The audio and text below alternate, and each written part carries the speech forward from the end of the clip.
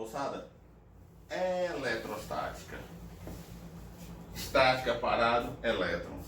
Ou seja, aqui a gente vai fazer um estudo não do movimento de cargas elétricas, mas a gente vai estar estudando a eletrostática, que é um fenômeno que acontece no nosso dia a dia, certo?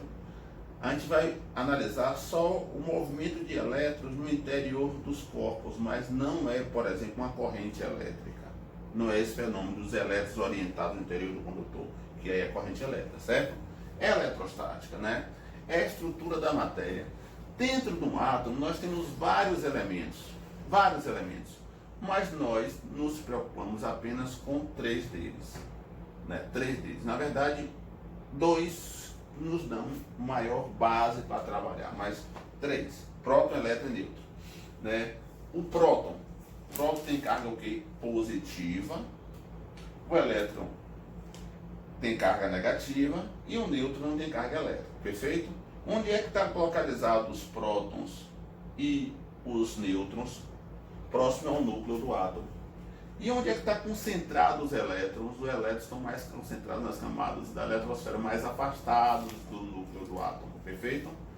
Então, os prótons e os nêutrons estão mais próximos do núcleo do átomo, enquanto os elétrons estão mais afastados do núcleo do átomo. Vamos lá. Então, ó, princípio da atração e repulsão. Cargas elétricas de mesmo sinal se repelem. Cargas elétricas de sinais contrários se atraem. Rogério, o que seria isso? Ó, se você tem um próton e outro próton, vai haver uma força de repulsão. Um próton e elétron vai ter uma força de quê? De atração. Perfeito, gente? Vamos lá. Então, ó, a carga elementar do elétron é 1,6 vezes 10 elevado a menos 19 coulomb. Mais ou menos, que se for o próton é positivo e se for o elétron vai ser o quê? Negativa. Que a quantidade de carga vai ser igual ao número de elétrons vezes a carga elementar. Essa carga elementar vale quanto? 1,6 vezes 10 elevado a menos 19 coulombs. Perfeito? Então, próton, corpo neutro. Mesmo número de próton é igual ao mesmo número de elétron. Um corpo neutro tem carga elétrica? Tem, gente. Ele tem mesma quantidade de prótons e de elétrons.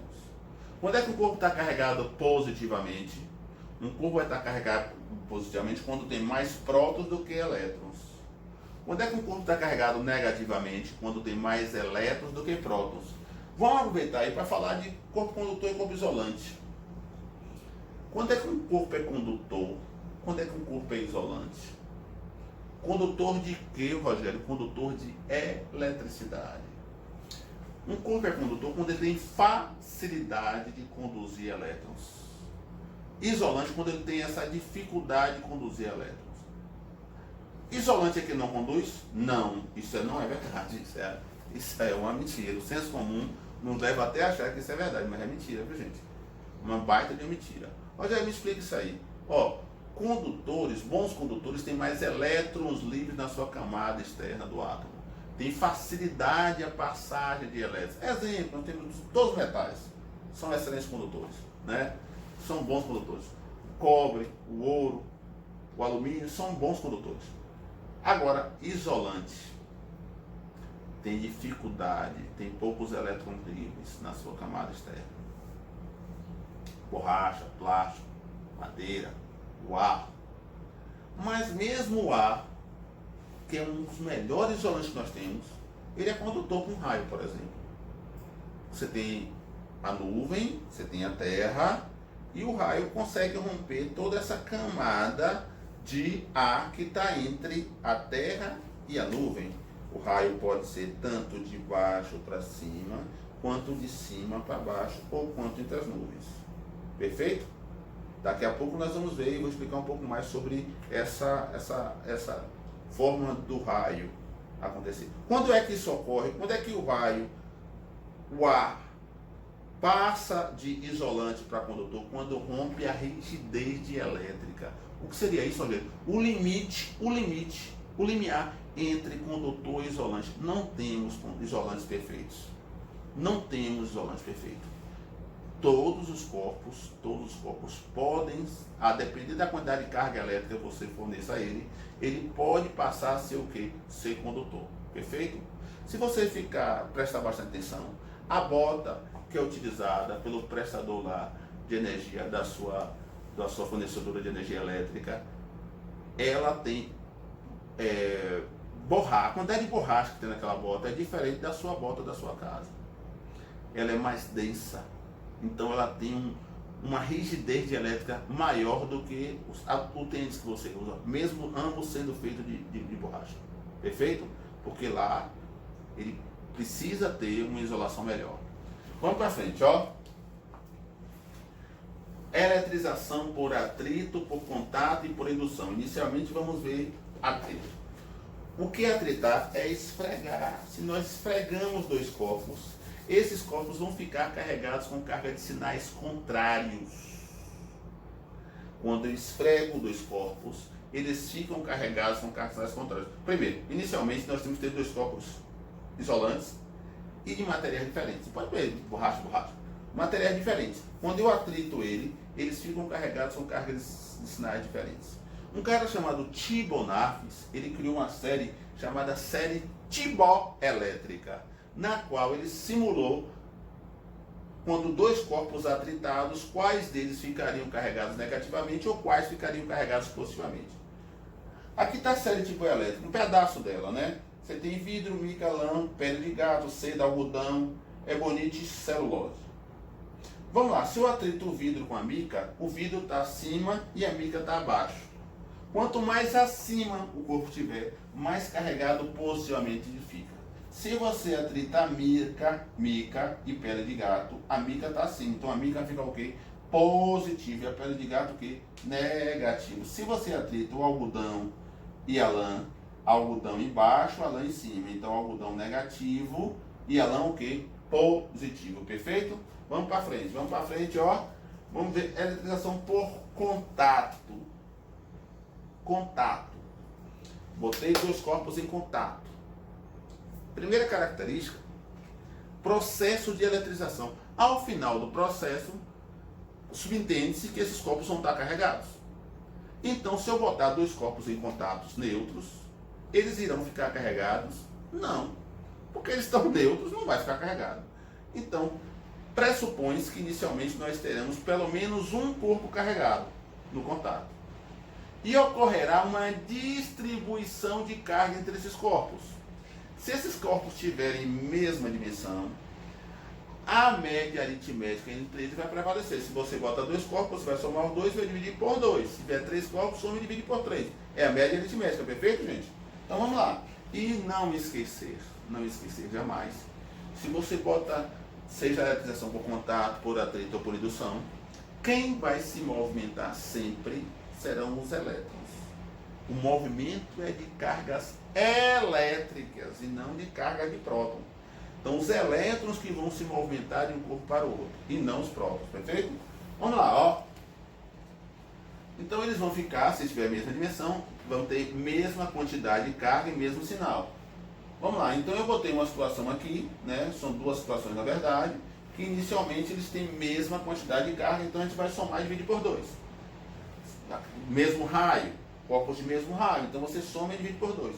Mas se tivesse cargos de raios diferentes, você tem uma esfera de raio 10 centímetros carregada com uma determinada carga e uma de 1 centímetro carregada com uma quantidade de carga qualquer lá.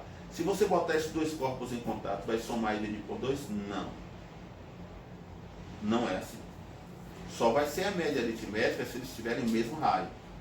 Ah, Rogério, então se não tiver, como é que eu vou achar a carga de cada um? Tranquilamente, gente, ó. Q1, que é a carga final do corpo 1, vai ser o raio dele vezes o somatório da carga dos dois sobre dividido pelo raio dos dois. Q1, macete, R1, ó. Q1, R1. Soma das cargas dividido pela soma dos raios.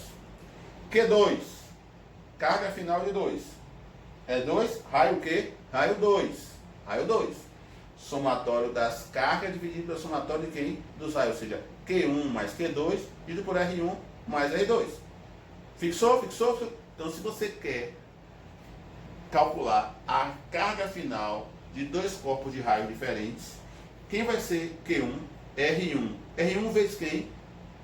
Carga sobre raio. Soma das cargas sobre soma dos raios. Você quer Q2? Q2 então vai ser quem? R2 vezes somatório das cargas dividido pelo somatório dos raios. Ou seja, Q1 mais Q2 dividido por R1 mais R2. Perfeito? Perfeito? Vamos para frente, ó. Indução. Induzir. Levar algo a. Você vai ter um corpo carregado e inicialmente um corpo neutro. Esse corpo carregado a gente chama de indutor. O corpo neutro será o induzido. Eu vou ter uma simulação que eu tenho um bastão carregado negativamente e aproximo de um corpo neutro. Se ele é neutro, ele tem mesma quantidade de prótons e mesma quantidade de elétrons. Então, os prótons concentrados nessa região não vão sair. Quem vão sair daqui vai ser os elétrons que vão para a camada posterior ao do bastão. Se aproximou aqui, os elétrons fluíram para o outro lado, perfeito? E ele vai continuar neutro. Se você aproximou, só fez aproximar, ele não vai carregar, ele vai ficar polarizado. Rogério, o que é polarizado? Lembra do ímã? O ímã tem quantos polos? O ímã tem um polo norte e o polo sul tem dois polos, beleza. Uma bateria tem positivo, né? Então é polarizada. A gente vai polarizar, vai ter dois polos. Vai ser bipolar, perfeito? Dois polos. Dipolo conhecido. Dipolo, dois polos. Perfeito? Vamos para frente aqui, ó.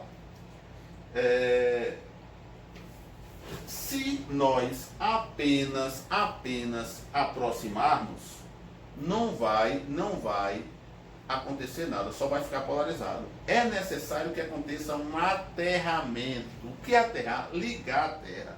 Mas ligar a Terra de qualquer forma? Mais ou menos. Gente, aterrar é ligar a Terra.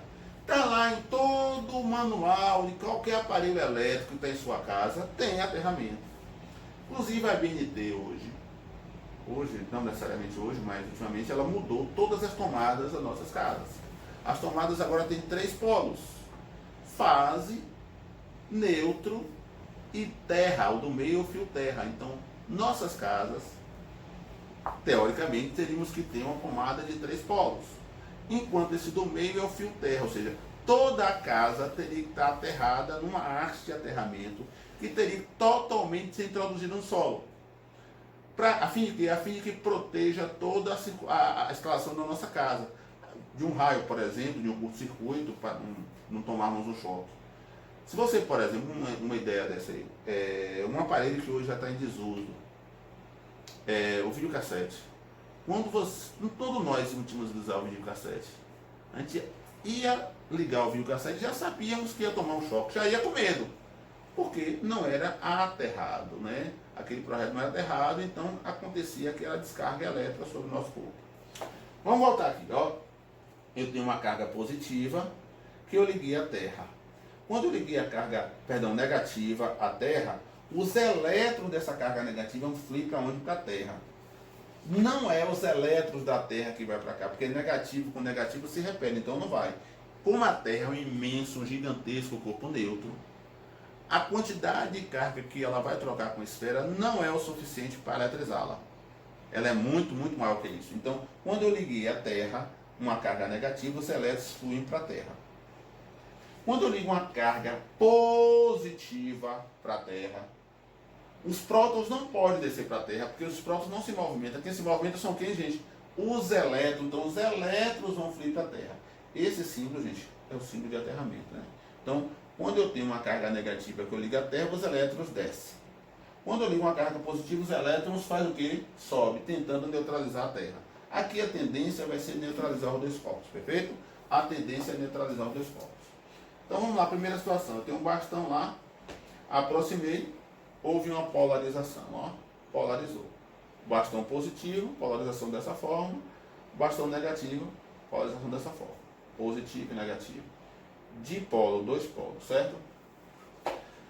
Nessa animação, nesse gifzinho, você percebe que quando a pessoa tocou, os elétrons fluíam através dela para a Terra. Se ela perdeu elétrons, ela vai ficar carregada o quê? Positivamente. Quando a pessoa toca, esse é uma simbolização de quem? De aterramento. Então tocou, os elétrons fluíram através dela para a Terra. Então ficou carregado o quê? Negativamente. Outra característica também que os autores comentam aí, que numa eletrização por indução, os corpos ficam carregados com carga de sinais contrários. Mas eu chamo a atenção a um detalhe. Fiquem atentos aonde foi aterrado. Se for aterrado do lado negativo, os elétrons descem. Se for aterrado do lado positivo, os elétrons vão subir. Muita atenção a isso, viu, gente? Vamos para frente aqui, ó. Lei de Coulomb, ou força eletrostática, lei de Coulomb. Se você, vou fazer uma analogia, vou mostrar. Você pegou dois ímãs, um com polo norte, outro com polo sul, e você tem uma distância entre eles. Norte-sul vai atrair, perfeito, gente? Então você pegou esses ímãs e aproximou. À medida que você aproxima esses ímãs, à medida que você diminui a distância e a força não aumenta, então a distância será inversamente proporcional à força.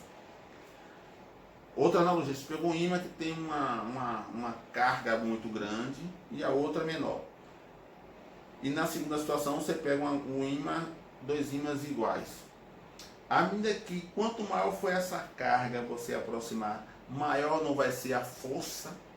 Então, se quanto maior for a força quando eu aumento a carga é diretamente proporcional à força. E depende também do meio, gente. Se você pegar esses ímãs e colocar dentro d'água, a força vai diminuir.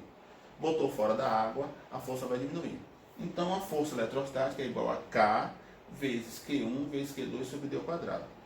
Como eu falei de ímã, eu vou chamar a atenção de um detalhe. Você tem um ímã e um metal. Quem atrai quem? Ambos se atraem mutuamente. Lá da terceira lei de Newton. Para toda ação existe uma reação de mesma intensidade em sentido contrário. Tanto o ímã atrai o metal, quanto o metal atrai o ímã. Guardou?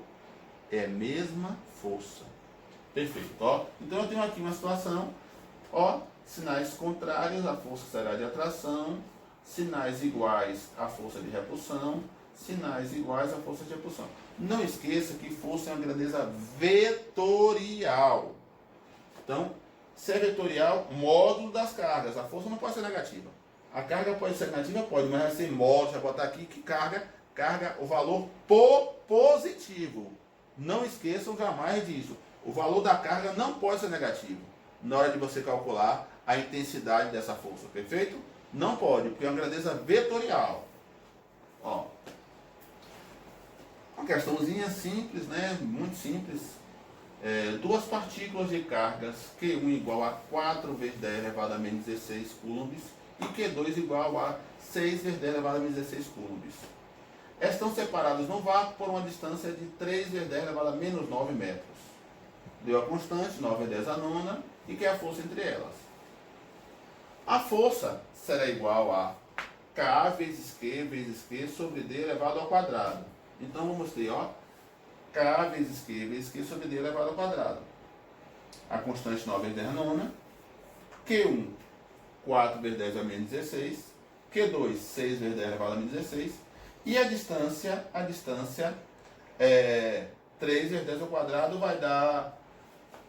Aqui está errado. A distância é 3 vezes 10 elevado a menos 9. Tá certo, gente. Eu olhei para o número errado, me perdoe.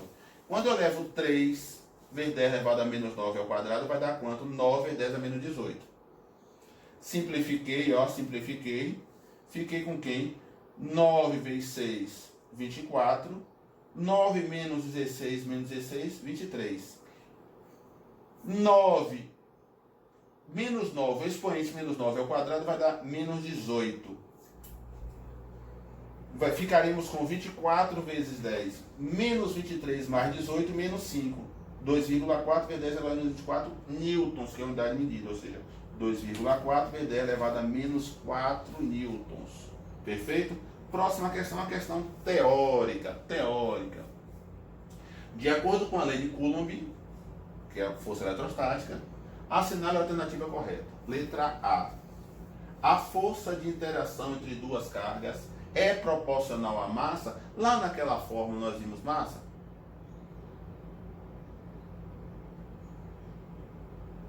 A força elétrica entre duas cargas independe da distância entre elas? Não depende? A força não depende da distância? Eu não disse não. A força de interação entre duas cargas elétricas é diretamente proporcional ao produto das cargas? Acho que eu vi algo parecido com isso, mas eu vou ler até o final. A força eletrostática é diretamente proporcional à distância? Diretamente, à medida que eu aumento a distância, eu aumento a força? A constante eletrostática K é a mesma para qualquer meio?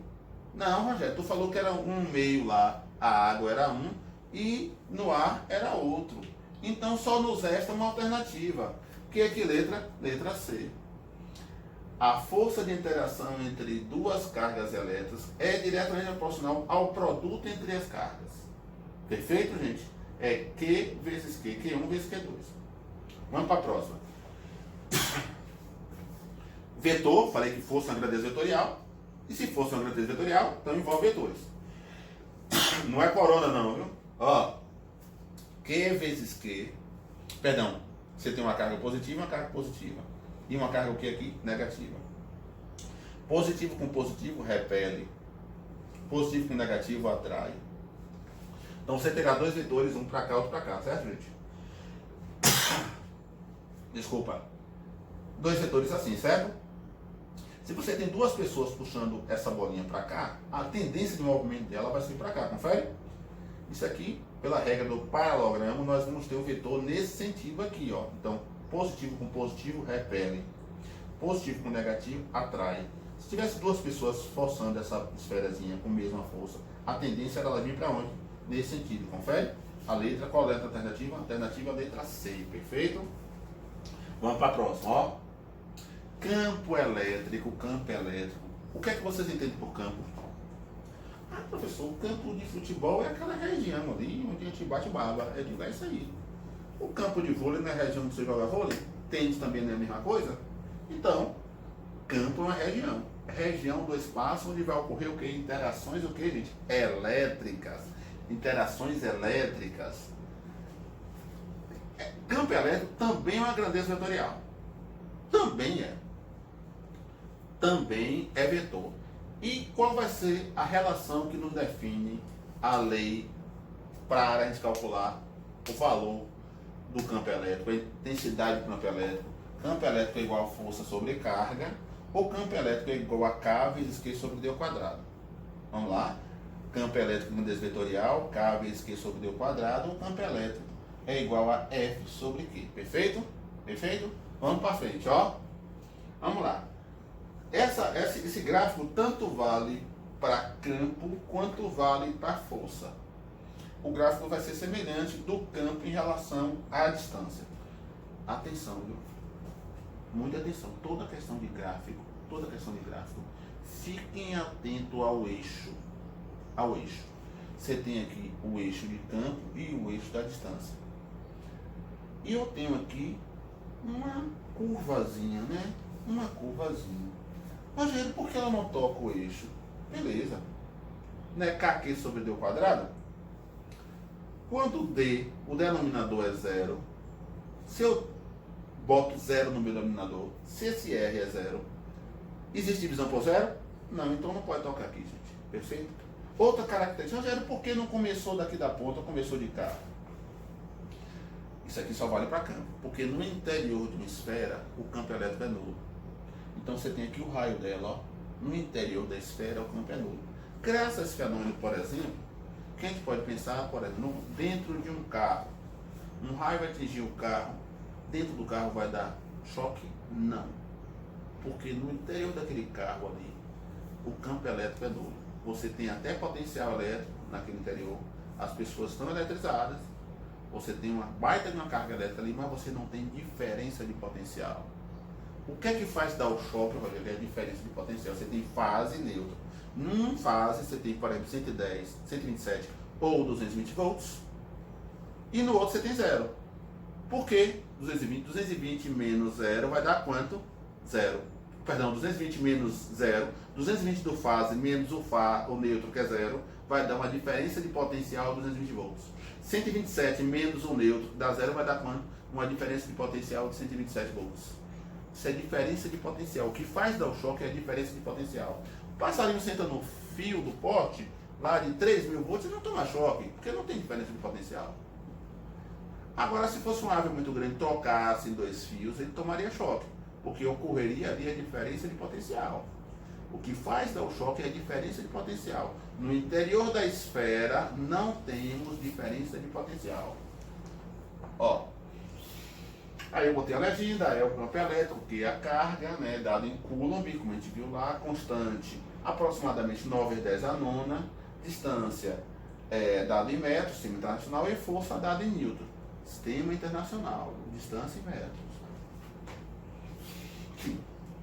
Em relação ao vetor, né, se eu tenho uma carga positiva, cargas pontiformes, pequena forma, vetor dela, o sentido do vetor vai ser de afastamento quando a carga for positiva. Quando a carga for negativa, o sentido desse vetor será de aproximação. Gente, a gente não pode falar que aqui é força de repulsão e força de atração, porque é errado. Porque para ter força, tem que ter a relação, tem que ter o par ação e reação. Ou seja, tem que ter dois corpos. Você não consegue entrar numa piscina e puxar seu cabelo e sair da piscina, para não morrer afogado. Se você entrar na piscina e puxar o cabelo, você sai da piscina? Não. Mas você não está puxando para cima? E por que não acontece nada? Ah, não é para cima, Rogério? Por que não está acontecendo nada? Gente, simples, porque é o mesmo corpo. Agora, se uma pessoa de fora puxar pelo seu cabelo, você não vai afogado, você sai da piscina. Tem que ter dois corpos. Então aqui não é força. Aqui é o sentido do campo elétrico de afastamento. E aqui o sentido é de que? Aproximação. Aproximação. Quando a carga for positiva, o vetor será de afastamento.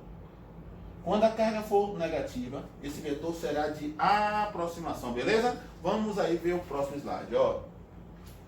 Se eu tenho duas cargas pontiformes de cargas iguais, de módulos iguais e de módulos diferentes. Observe, você tem aqui, por exemplo, 10 coulombs e 10 coulombs. Aqui positivo, 10 coulombs e aqui negativo, menos 10 coulombs. A carga positiva, o vetor vai sair, então vai sair dela, sai. Negativa vai aproximar, vai chegar nela. Só que aqui eu tenho uma carga saindo e pode entrar aqui, né? Sai, entra. Então vai formar uma gravura semelhante a essa aí. Agora, se você tem duas de mesmo sinal, seja as duas negativas, seja as duas positivas, só mudar o sentido da seta, teremos uma gravura como essa. Mas como é essa aqui, Rogério? Positivo, afastamento, e aqui também afastamento. Só que do positivo não pode sair aqui, vai sair, mas não vai entrar cá. Então teremos uma região aqui que o campo elétrico será nulo, ou seja, igual a zero. Essa região não teremos campo elétrico. Essa região é região de campo nulo, porque se eu tenho duas cargas positivas ou negativas, eu vou ter entre elas uma região de campo elétrico nulo. Campo elétrico uniforme, única forma. Rogério, onde é que tem isso? Eu digo, valeu, gente. Você tem aquelas baterias de carros que tem placas paralelas, tem o ânodo e o cátodo. Você tem o ânodo e o cátodo. Sinais diferentes, gente? E são paralelas as placas, vamos ter um campo elétrico uniforme. Perfeito? E o sentido do campo, nós já vimos, sai do positivo, né, afastamento, e vai chegar de que placa? Negativa, ó. Se a carga aqui é positiva, então positivo com positivo repele força, e atrai, perfeito? Positivo com negativo atrai. Confere, gente? Confere? Vamos para a próxima, ó. Campo elétrico uniforme, duas placas, positivo, negativo, chegando bonitinho aí, ó. Potencial já não é uma grandeza vetorial, é uma grandeza escalar. Então pode ser negativo e pode ser positivo. Você tem uma pilhazinha de 1,5 volts. Você tem um polo negativo e tem um polo que? Positivo, perfeito? É potencial elétrico. E potencial é K vezes Q sobre D, não tem um quadrado. K é a constante, Q é a carga e D é a distância até o ponto, perfeito? Então a grandeza escalar. Então você não vai usar vetores aí. Se você tiver, por exemplo, um ponto qualquer e tiver 10 cargas ao redor dela, quem vai ser o potencial total sobre essa carga, esse ponto aqui? Q1 mais Q2 mais Q3 mais Q4 mais Q5 mais Q6 mais Q7 e assim por diante. E você vai olhar o sinal. Se a carga for negativa, então em vez de... vai ser Q1, Q2 negativo, menos. Q3 positivo, mais. E assim por diante. Quem vai determinar o sinal do potencial? A carga dele. Aqui você não vai usar o módulo. Não vai usar o módulo. Se a carga for negativa, o potencial vai ser negativo. Se a carga for positiva, o potencial será positivo. Perfeito? Energia potencial. Se tem carga, tem energia. E qual é a energia, gente? Toda energia que pode ser acumulada, que pode ser guardada. Qual é? Energia potencial. Um alimento tem energia? Tem. Uma barra de chocolate tem energia? Tem. Energia potencial química. Uma cachoeira, quando a água cai lá em cima, tem que energia? Energia potencial gravitacional. Aqui eu tenho uma carga, vai ter energia potencial elétrica. Quais são os fatores que colaboram para a energia potencial elétrica? K vezes Q sobre D. K vezes Q sobre D. Se você olhar direito também, isso aqui é semelhante a campo elétrico, só não tem D ao quadrado, né? E tem uma cargazinha aqui. Então você pode pensar numa relação, pense depois na relação de potencial com campo. Tem como fazer, viu? Tem como fazer. Ó, atividade. Primeira atividade, ó. Analise as afirmações relacionadas a potencial elétrico. Item 1. O potencial elétrico é uma grandeza escalar? Vixe, eu acho que eu falei agora, né? A unidade de medida de potencial elétrico é o amperes? Não. Quando eu falei pode ser 1,5 que? Volts. Então, a unidade de potencial é volts. O potencial elétrico é um certo ponto do espaço. Potencial elétrico em um certo ponto do espaço é inversamente proporcional ao quadrado da distância da carga. Quadrado da distância. Potencial é igual a K vezes Q sobre D. Não, não é o quadrado não, Rogério. A unidade de medida do potencial elétrico, de acordo com o Conselho Nacional, é que... Eita, eu já falei. Qual seria a alternativa, moçada? Alternativa B, de coisa boa. Então, potencial elétrico é uma grandeza escalar. E a unidade de medida é o quê? É o volt. Vamos para a próxima? Vamos para a próxima? Vamos lá, ó. O campo elétrico criado por uma carga pontual no vácuo tem intensidade igual a 9 vezes 10 elevado a menos 1 Newton sobre Coulomb. Vamos fazer da seguinte forma, ó, gente. Eu tenho um campo elétrico igual a K aqui sobre D ao quadrado. Ó o módulo que eu falei, que é uma grandeza vetorial. Se eu fazer produtos meus igual a produtos extremos aqui e separar D, vai ser D ao quadrado igual a K vezes Q sobre E. Quem é K? 9 vezes 10 a nona. Quem é Q? 4 vezes 10 elevado a menos 12. E quem é D? Perdão, e quem é E? E foi 9 vezes 10 elevado a menos 1. Efetuamos a operação, ou seja, vou multiplicar e vou dividir, vou ficar com 4 vezes 10 elevado a menos 12. Ou seja, se eu simplificar aqui, ó, não vai ficar só 4? Operando os expoentes, 9 menos 12 mais 1, vai dar quanto? Menos 2. Tirando a raiz quadrada disso aqui, vai dar raiz quadrada de 4, vai dar 2. Raiz quadrada do expoente menos 2 vai dar menos 1. 0,2 o quê? 0,2 metros, letra B. Perfeito, moçada? Seja que uma carga positiva, a carga gerada por um campo elétrico, e Qzinho, uma carga de prova no ponto P, vou até aproveitar para explicar isso aí, ó. Quem é que gera o campo elétrico? Quem gera o campo elétrico é a carga geradora, Qzão. Qzinho é a carga de prova, a carga verificadora. Qzão é a carga geradora, Qzinho é a carga de prova. Quem vai gerar o campo elétrico é a Qzão, carga geradora. Seja aqui uma carga geradora de campo elétrico e Qzinho uma carga de prova, P, e um ponto P, próximo de Q, podemos afirmar que, ou seja, ele fala que Qzão é carga geradora e Qzinho carga de prova. Quem é que gera o campo? Qzão. Quem é Qzinho? Só serve para verificar a existência dele, né? O vetor campo elétrico em P depende de Qzinho? Quem é que gera o campo? Só Qzão. O modo vetor do campo elétrico em P será tanto maior quanto maior for a carga de Qzinho. Qzinho, o modo vetor do campo elétrico depende de Qzinho, né? K vezes Qzão sobre D ao quadrado. O vetor campo elétrico será constante em qualquer que seja o valor de Qzinho? A força elétrica em P será constante qualquer que seja o valor de Qzinho? Força é K vezes Q. Se mudar uma, vai mudar. O vetor campo elétrico em P é independente da carga de prova Qzinho. O valor do campo não depende de Qzinho. Só depende de quem? De Qzão. Quem que gera o campo? Qzão. Qzão é a carga geradora.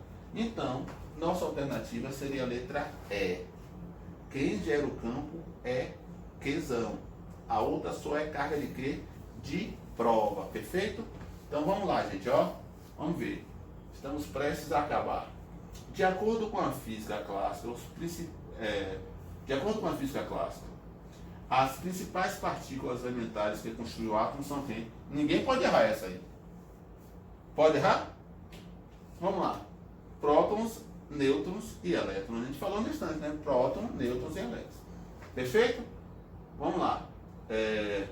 Marque a alternativa que melhor representa o processo pelos quais um corpo qualquer pode ser eletrizado por.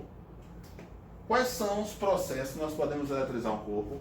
Atrito, contato e o que? Indução. Atrito, contato e indução. Perfeito. Moçada, por hoje é só. Eu agradeço muito a colaboração de vocês ter ficado até o final. Não esqueça de dar aquele velho like e tamo junto. Até a próxima, moçada. Um grande abraço.